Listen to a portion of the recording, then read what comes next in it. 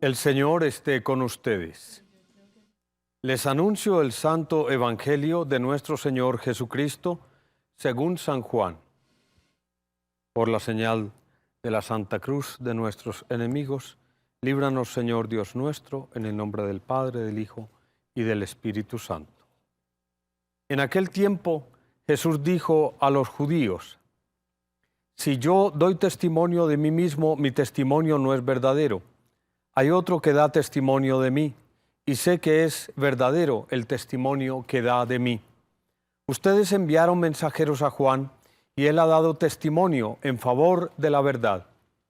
No es que yo dependa del testimonio de un hombre. Si digo esto es para que ustedes se salven. Juan era la lámpara que ardía y brillaba, y ustedes quisieron gozar un instante de su luz. Pero el testimonio que yo tengo es mayor que el de Juan.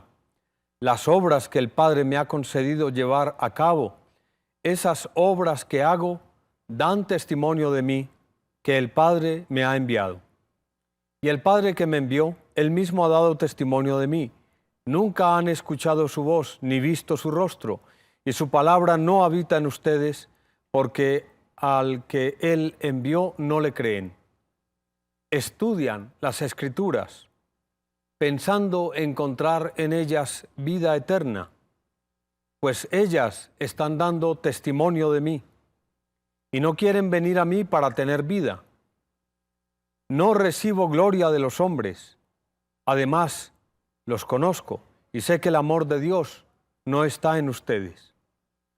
Yo he venido en nombre de mi Padre, y no me recibieron. Si otro viene en nombre propio, a ese lo recibirán. ¿Cómo podrán creer ustedes que aceptan gloria unos de otros y no buscan la gloria que viene del único Dios? No piensen que yo los voy a acusar ante el Padre. Hay uno que los acusa, Moisés, en quien tienen su esperanza. Si creyeran a Moisés, me creerían a mí, porque de mí escribió él.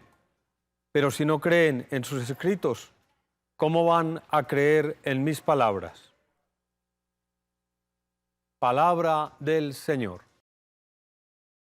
Procedamos, hermanos, a conocer un poco más esta palabra que se nos regala hoy para facilitar nuestra reflexión y nuestra oración. En el Evangelio de San Juan encontramos de manera constante la palabra testimonio. Testimonio, en el lenguaje original de la Biblia, se dice mártir o martirio. ¿A qué se refiere? Detrás de esa palabrita se esconde lo que estaban viviendo los primeros creyentes cuando se estaba escribiendo el Evangelio de San Juan. Estaban pasando por la persecución y ellos tenían que dar testimonio de esa palabra, y eso les costó persecución y eso les costó sangre. Por eso, el Evangelio de San Juan les recuerda cuál es el Jesús en el que creen. El Evangelio, el cuarto Evangelio, no fue escrito simplemente para que ellos despertaran la fe, originaran la fe. Fue escrito para que ellos fortalecieran la fe. Por eso el Cristo que aparece allí es el primer testigo. Dentro de ese gran testimonio de la verdad de Dios, el primer testigo es Jesús. Y Jesús muestra su testimonio a partir de su entrega en la cruz, a partir de su resurrección. Nos deja verdades tan evidentes como no busquen más a Juan Bautista. De hecho, Juan Bautista gozaba de mucha más fama que el mismo Jesús. Y entonces les dice, él apenas era la lámpara, porque la luz es Jesús. Yo soy la luz del mundo, lo dirá en otra expresión el mismo Evangelio de San Juan. Y nos está diciendo una cosa muy importante. Hay que tener en cuenta en qué consiste esa verdad de Dios, cómo la buscamos, manifestada en nuestras Biblias, en la Sagrada Escritura, que se convierten para nosotros en un medio. Digámoslo así, yo no puedo pensar que la palabra de Dios se limite a un libro que tiene unas cuantas páginas.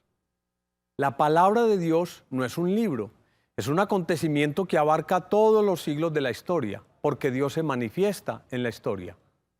Pero esa realidad que viene manifestada en un libro, ¿sí?, es la realidad de Dios que quiso ponerse por escrito. Entendemos a Dios a través de lo escrito, pero no es que Dios se revela solamente en lo escrito.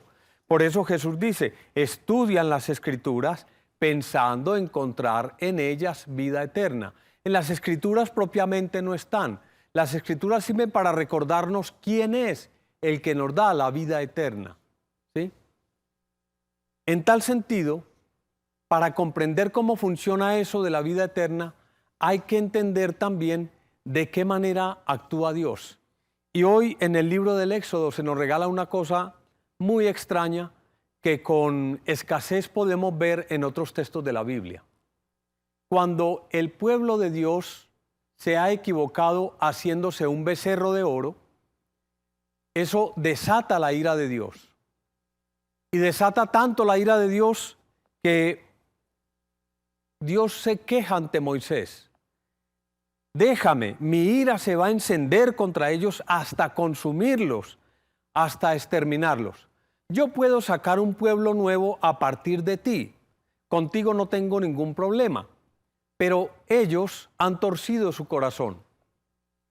Y lo que viene es extrañísimo, porque es Dios escuchando a Moisés, no es Moisés escuchando a Dios. Esto es lo extraño. Y entonces Moisés prácticamente lo desafía y le dice, aleja el incendio de tu ira. Pónganse en el lugar de Moisés, que uno le diga a Dios, Señor, arrepiéntete de la amenaza contra tu pueblo. Eso suena muy extraño, eso no es normal. Pero cuando hay una experiencia de cercanía con Dios, de confianza con Dios, pues permite que le hablemos y que le hablemos con esa experiencia de lo que nosotros somos, de lo que nosotros vivimos, de lo que nosotros enfrentamos.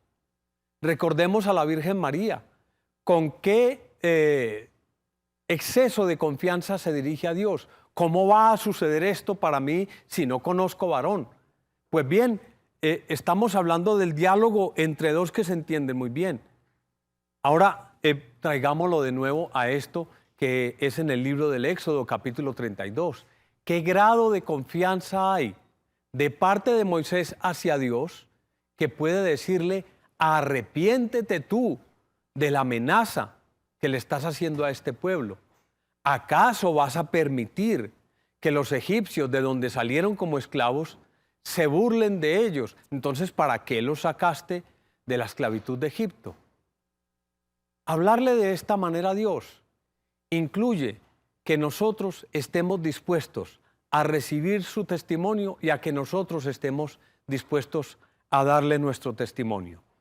Con exceso de confianza. A veces hay que llegar a eso con Dios, con exceso de confianza. No al silencio, no al no tengo tiempo, no al no se me ocurre qué decirle, no al hay oraciones más bonitas. No, hablarle con eso que se vive, con eso que es propio de la angustia humana, con ese exceso con el cual el mismo Moisés se identifica delante de Dios.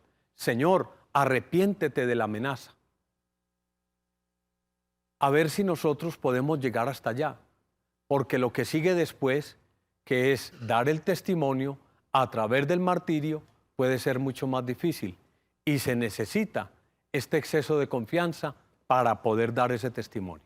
El Señor esté con ustedes. Y con tu espíritu.